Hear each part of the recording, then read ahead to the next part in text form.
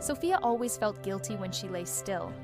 The world around her was always buzzing, neighbors rushing to work, classmates bragging about their all-nighters, her own family whispering that rest was for the weak. "Don't be lazy," they'd say, even when her body ached, even when her mind begged for silence. One afternoon, Sophia curled up under a tree after school. She could hear the chatter in her head. Get up, do something, don't waste the day. But the sun was warm, the leaves above her swayed, and for the first time in weeks, she let herself breathe without rushing. As her eyes fluttered shut, she noticed something. The tree itself wasn't moving. It stood still, deeply rooted, only swaying when the wind invited it. The clouds above were drifting slowly, never hurried, yet always reaching where they were meant to go. Even the birds paused, resting on the branches before they flew again. Sophia realized nature didn't call this laziness, it called it rhythm. The moon disappeared into darkness before returning full. The oceans pulled back before rising into waves. Flowers closed at night only to bloom with the morning light. Nothing in creation demanded constant motion. Why should she? That day, Sophia discovered rest wasn't wasting time. It was part of living. In her stillness, her heart slowed, her thoughts softened, and her body felt lighter. She returned home not weaker, but stronger, carrying the peace she found beneath the tree.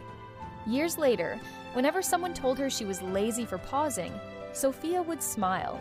She knew better now.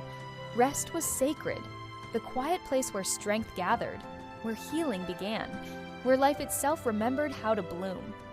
Rest wasn't lazy. It was sacred, the quiet place where strength gathered, where healing began, where life itself remembered how to bloom. Sophia felt it in her bones, but she wasn't alone. In another home, an old man sat on his porch, the world spinning faster than his legs could carry him.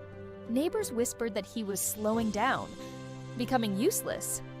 But in his stillness, he noticed the breeze, the birds that perched near his chair, the way light softened his granddaughter's laugh.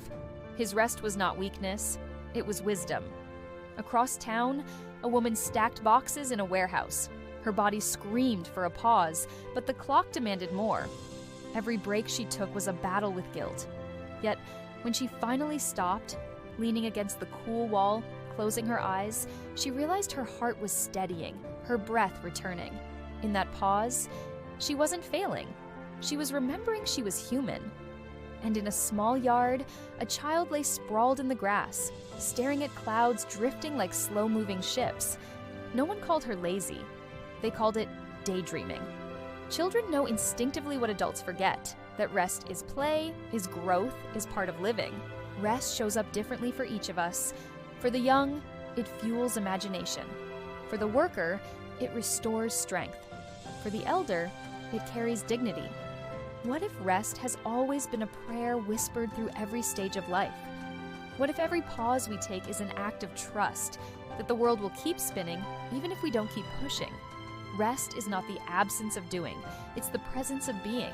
It's the inhale before the exhale, the silence between the notes, the pause that makes the song whole.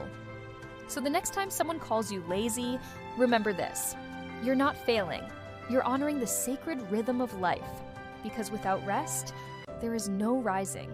Without stillness, there is no strength. Rest is not lazy.